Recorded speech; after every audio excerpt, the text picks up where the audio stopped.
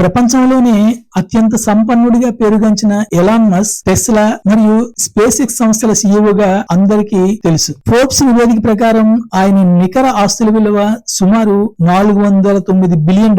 మన కరెన్సీలో చెప్పాలంటే 35,43,954 లక్షల కోట్ల రూపాయలు. ఇంతటి అపారమైన సంపద ఉన్నప్పటికీ ఆయన జీవన శైలి మాత్రం అందుకు పూర్తి భిన్నంగా, అత్యంత నిరాడంబరంగా ఉంటుంది. చాలా మంది సంపన్నులు ఇష్టపడే విలాసవంతమైన భవనాలు, ఖరీదైన ఆహారం లేదంటే విలాసవంతమైన కార్లు వంటి వాటిపై ఆయన డబ్బులు ఖర్చు చేయరు. ఈ విషయాన్ని ఆయన పలు సందర్భాల్లో బయట పెట్టారు. అతి తక్కువ వస్తువులతో కూడిన సాధారణ జీవితాన్ని ఆయన ఇష్టపడతారు. ఆయన తన భౌతిక ఆస్తులన్నింటినీ అమ్మేశారు. చెబితే నమ్మరు కానీ ఆయనకు సొంత ఇల్లు కూడా లేదు. ఈ విషయాన్ని కూడా ఆయనే చెప్పారు. ఆస్తులనేవి మనల్ని బరువుగా మార్చేస్తాయట. అవి ఒక రకమైన దాడికి లక్ష్యంగా మారుతాయట. అందుకనే 2020-2021 సంవత్సరాల మధ్య కాలిఫోర్నియాలోని తన 7 ఇళ్లను దాదాపు $100 మిలియన్ అమ్మేశాడు మస్క్. ఆ తర్వాత టెక్సాస్ లోని స్పేస్ ఎక్స్ సైట్ సమీపంలో కేవలం 375 చదరపు అడుగుల విస్తీర్ణంలో ఉన్న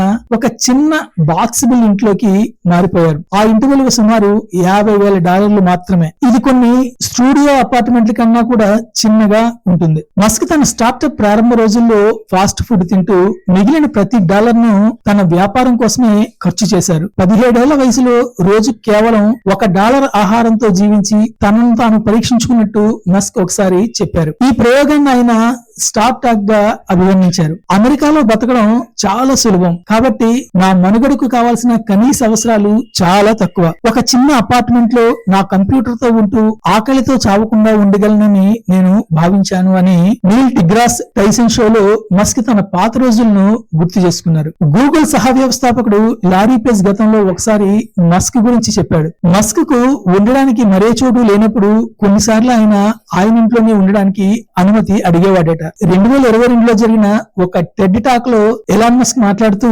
ప్రస్తుతం నాకు సొంత ఇల్లు కూడా లేదు, నేను నిజంగా స్నేహితుల ఇళ్లలోనే ఉంటున్నాను అని చెప్పడం ఆయన నిరాడంబరతకు అద్దం పడుతోంది. మస్క్ మాజీ భాగస్వామి గ్రైమ్స్ ఒకసారి వానిటీ ఫెయిర్ కి ఇచ్చిన ఇంటర్వ్యూలో కూడా మస్క్ గురించి ఇదే విషయాన్ని చెప్పుకొచ్చింది. పేదరికపు రేఖకు దిగువన జీవించినట్లు ఆమె గుర్తు చేసుకున్నారు. మార్చి 22లో జరిగిన ఆ ఇంటర్వ్యూలో మస్క్ ఒక బిలియనీర్ లా జీవించడు, కొన్ని సమయాల్లో పేదరికపు అంచుల్లో బతుకుతాడు అని చెప్పుకొచ్చారు. తాము ఎలాంటి భద్రత లేని $40,000 ఇంట్లో నివసించామని, అక్కడి పరుపులో ఒక రంధ్రం ఉందని ఆమె గుర్తు చేసుకున్నారు. ఆ పరుపును మార్చడానికి బదులుగా మస్క్ మనం పక్కలు మార్చుకుందాం అని చెప్పినట్టు ఆమె గుర్తు చేసుకున్నారు. మస్క్ ఒకప్పుడు $1 మిలియన్ విలువైన మెక్లారెన్ F1 కారును కొనుగోలు చేశారు. అయితే దానిని ఇతరులకు చూపిస్తున్న సమయంలో అది అదుపు తప్పి ప్రమాదానికి గురైంది. ఇది చూడండి అని ఆయన చెప్పిన వెంటనే కారు గాల్లోకి పల్టీ కొట్టి బోల్తా పడింది. దానికి